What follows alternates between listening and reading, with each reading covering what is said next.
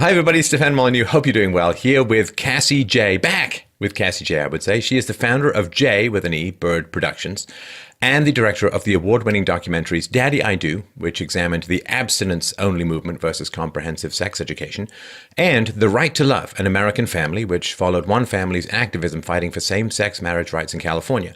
Her latest project, dare I say her most controversial project, was or is called The Red Pill, which examines the men's rights movement and gender equality. You can find out more about it at theredpillmovie.com and follow Cassie's excellent Twitter account at twitter.com/Cassie, CASSIE, _JAYE, Cassie Jaye. Thanks, Cassie, for taking the time and laboring through that lengthy introduction. Thanks for having me back. So what's on your mind? What is our topic du jour today? Well, I actually want to ask a lot of questions to you.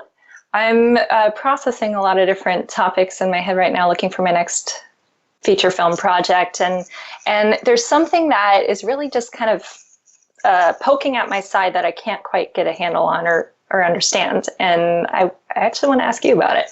I'm not saying this is my next film, but it's something of many topics that I'm. But if it's not, I'll take it extremely around. Personally. That's all I'm saying. So no pressure. Yeah. Hold on. So I don't know why, but for the past 3 years that I've really been kind of in the spotlight with the red pill, there's a term that keeps coming up that I just don't understand, and I know I'm really going to show my naivete here, but identity politics. I don't quite understand it. So I guess what I don't understand is, are identity politics grouping people based on their biological differences and then having political movements around that demographic? Or is it any identity, like a feminist or a gun owner or Christian, so not necessarily something you're born with, like a skin color or gender?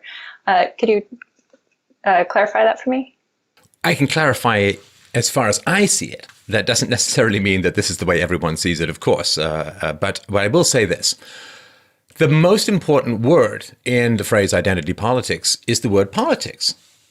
And there's a reason why it's attached. And I'm always drawn back in my thinking, Cassie, to the wars of religion in Europe that kind of erupted after the Reformation, sort of 15th, 16th, 17th century. We had 300 years of religious warfare back and forth across Europe, largely because the monopoly of the Catholic Church had been broken as Christianity fragmented, or you could say individualized, into a variety of sects. The Calvinists, the Lutherans, the Zwinglians, the Protestants, yay, that's where I was raised. And so what happened was these religious groups all fought to gain control of the power of the state, because the state had the power to command belief.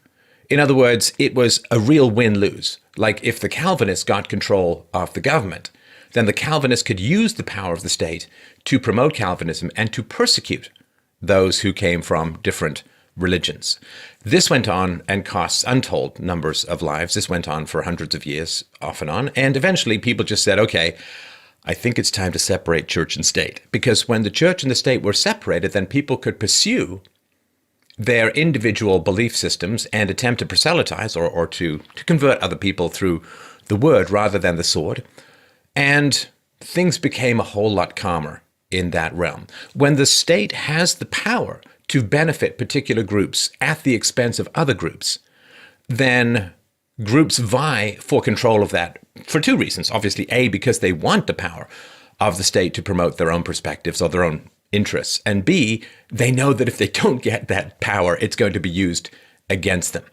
And so to me, the politics part is really important, because the question is, why do people want these identities? Now, we're all kind of tribal in a way. We like people who think like ourselves and so on. But I don't find that a fundamental driver in human society. There was lots of back and forth in the Enlightenment and the Renaissance, lots of disagreements, lots of arguments, and it was a very fertile period in terms of the growth of philosophy and science and so on. I think that we do have tribal elements within us, but the West benefits when there's individualism. So how do we benefit from individualism? Well, we benefit from individualism under the free market, of course, because we rise and fall based on our own talents and work and so on. But if the government has the power to benefit groups, then you kind of have to join a group or you're doomed. Because as an individualist, when the government has the power to benefit groups, well,